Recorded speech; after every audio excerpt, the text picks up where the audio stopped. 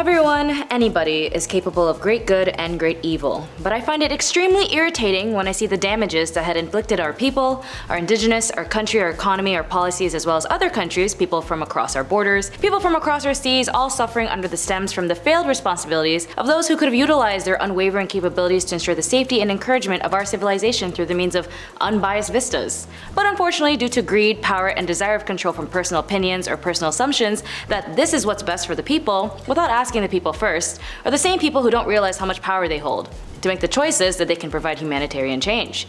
If only these families could do the same. Hi, my name is Jessa. Please join me as we look together top 10 evil families that secretly run the world. And before we begin, in the last video I was in, top 10 disturbing cults in history you might accidentally join, I gave a riddle. The riddle was I add 5 to 9 and get 2. The answer 2 is correct, so what am I? The answer is a clock.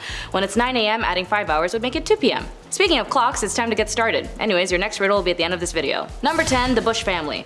Considering they were one of the most major and influential political dynasties in the modern day and age, stemming from the political run as presidents in the years 1989 to 1993 and then George W. Bush in 2001 to 2009, they were heavily known for their involvement in the policies and controversies like the Iran-Contra affair, the Willie Horton ads that became widely regarded as racial prejudice, the first Gulf War that pushed Iraqi military out of Kuwait, the bill signed that raised taxes even though George H.W. Bush swore during his campaign he wouldn't raise taxes with the famous "read my lips, no more new taxes."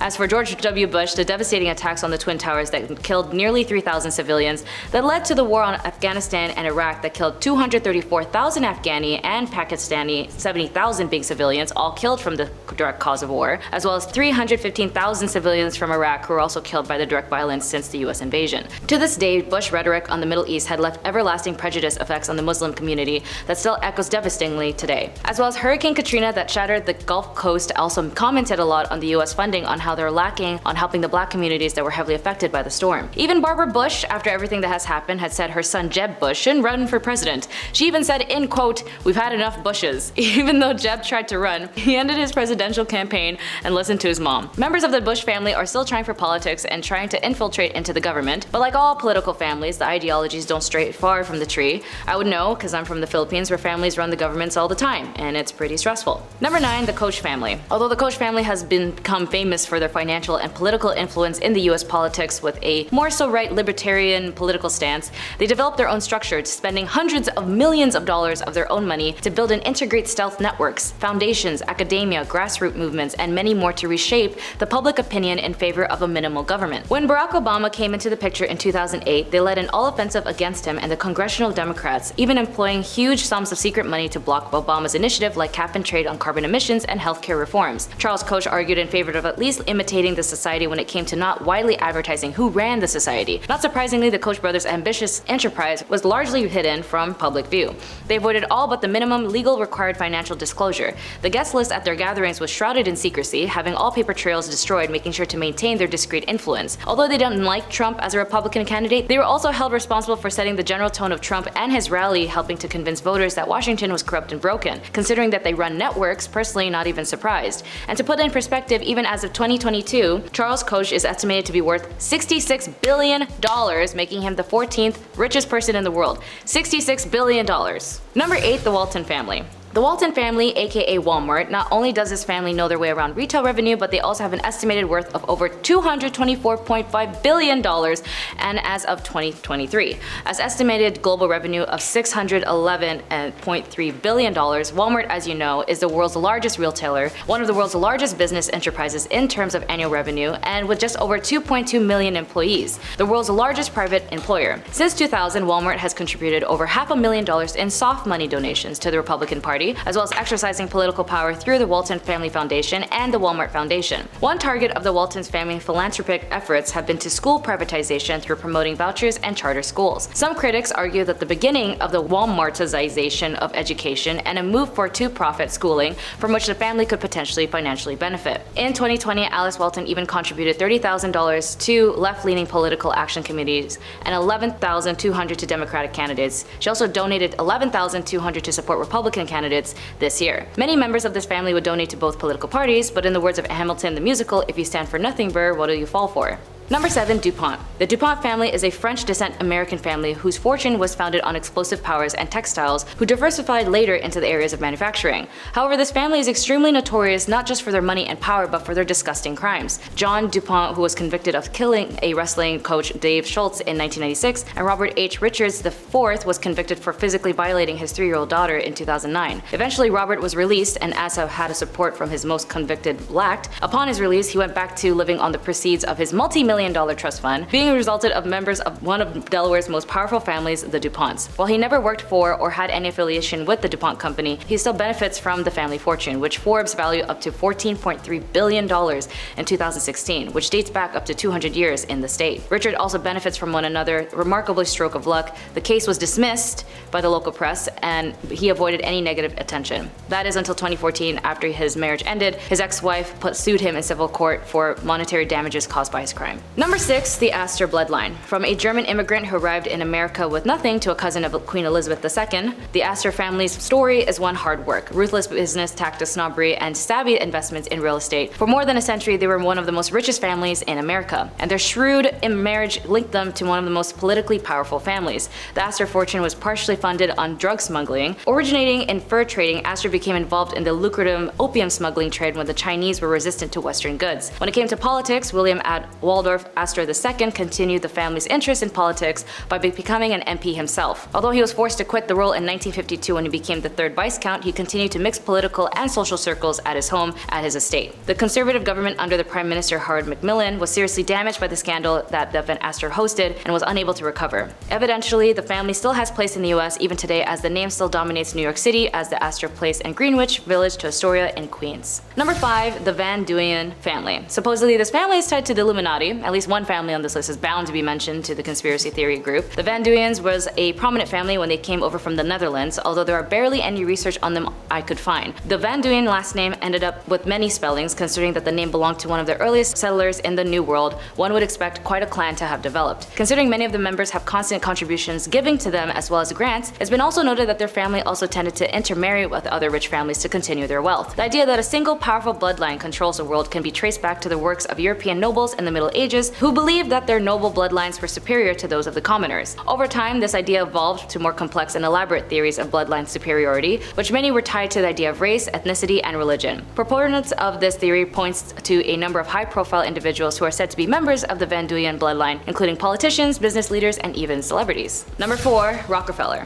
Rockefeller first became a household name by producing a much improved and stable form of kerosene for use in lamps that were often dangerous when used with the inferior kerosene available at the time. He was only able to make Standard Oil the monopoly it became as a result of his accomplishments and wealth from kerosene. In 1909, the U.S. Department of Justice sued Standard Oil Company under federal antitrust laws, the Sherman Antitrust Act, which came in effect in 1890, for sustaining a monopoly and restraining interstate commerce. A quote from David Rockefeller's book even has a section where he brags about being hell-bent on the formation of the world government and working against the best interests of the United States. Thanks to generational wealth, members of this family are still relatively rich today, and the family broke into national politics when Nelson Rockefeller became governor of New York. The Rockefellers are primarily known as one of the wealthiest families in the world. David Rockefeller Sr., the late family patriarch, was offered Treasury Secretary position twice, which he declined. Despite having no members in the major government role, the Rockefellers still remain one of the most powerful families in America as controllers of the Chase Manhattan Bank. Number 3. Morgan family. Speaking of Chase Manhattan Bank, you might also know them as JP Morgan and Chase. I mean, we don't necessarily see on the news of large families conjoining as one to be one superpower unless it's a royal family marriage or another celebrity enterprising utilizing their status to get streaming revenue. But with this family, historians describe the Morgan family, along with its web of partners, to be part of the large American banking empire known as the House of Morgan. It is difficult to place an exact beginning and end date of this dynasty. However, many scholars attribute to the death of JP Morgan to the end of the banking dynasty. Anytime there seemed to be a financial panic in the US, JP always seemed to be there, resolving the crisis only at the exchange of them relying on him and owing him later. Like in 1893 and 1907, he keeps stepping up to offering his aid. By aid, he means buy from me if you owe me for a specific amount of time, which, if you've read Confessions of an Economic Hitman, confesses of an agent from the US who goes around developing countries and convinces political leaders to rely on the World Bank and the US, which is why countries like Indonesia has a recession every 4 years. Like, yeah, it's great, you have money, but at the cost of my people and my country? You sound pretty sketchy. Even former employees who worked at JP have felt extremely uneasiness working for the bank beast. Of course, there's much to learn about them, but unfortunately we need to keep moving to the next stressful on the list. Number 2. Rothschild.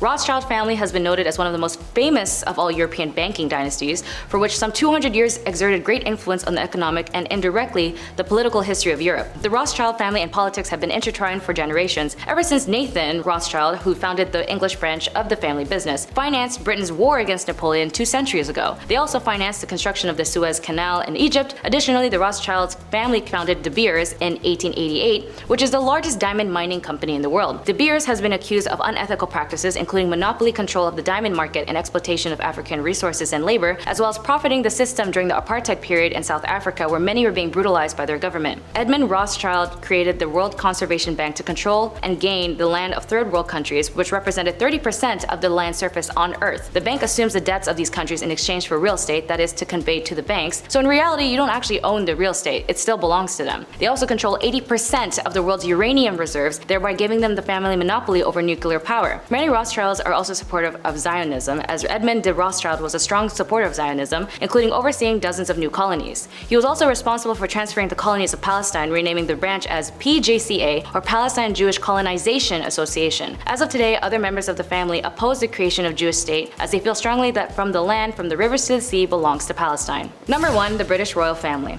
One of the most famously powerful families of all time, the British royal family is more of a symbol than a ruling power right now. But with a great deal of wealth, influence, and public relation powers, the Windsor royals still hold a lot of sway on the global stage, especially during the turbulent time of Brexit and nationalism. But of course, we're talking about evil, and what's more evil than colonization? The British, in general, have been noted for their global monopoly on trading of lands that wasn't theirs to begin with, involving themselves in spice trades of goods again that wasn't theirs to begin with, and causing so much damage and trauma to so many regions on the world that it's hard to keep track. But thanks to history books of the countries they demolished, starved, and criticized, they will never forget. Like the Irish, who've been occupied by the British and the British royal family for over 700 years, the conquest of Wales, which began in the 13th century and continued for several centuries, that resulted in the forced displacement of many Welsh people and the suppression of the Welsh culture and language, as well as the forced displacement of thousands of Scottish people from their ancestral lands and suppression of Scottish culture and language. Not to mention their Mr. Worldwide tour for the rest of the globe, like colonizing over 105 countries. The British royal family today are still the head of state, but don't necessarily get involved politically, as it would do damage to their legacy. But of course, they have done so much more worse, but due to time constraints, this video is finishing off with them as our number 1. Like rich, powerful families, they have their own perspectives and belief systems that influence them to get into politics eventually. Although they know in some senses it's risky to fluctuate their business, as long as they have an audience for it, they can promote their business while maintaining their outlooks. But people can stretch their ideologies too far and cause damage to those whom they never see. And those who hold stock markets hold more power than, let's say, a young college student with student loans trying to make a difference. But what's important to note is that what it is that you're watching and what it is that you're seeing, be aware of the things around you. After all, it is a rich man's world and we're just trying to live. And for your next riddle, are you ready? What has no neck but no head? Be sure to put your answer in the comments below and I will reveal the answer in the next video. Top 10 disturbing ways royal family members died. And that's it for today. Thank you for joining me. My name is Jessa. Be sure to like and subscribe and I'll see your beautiful faces in the next one. Bye!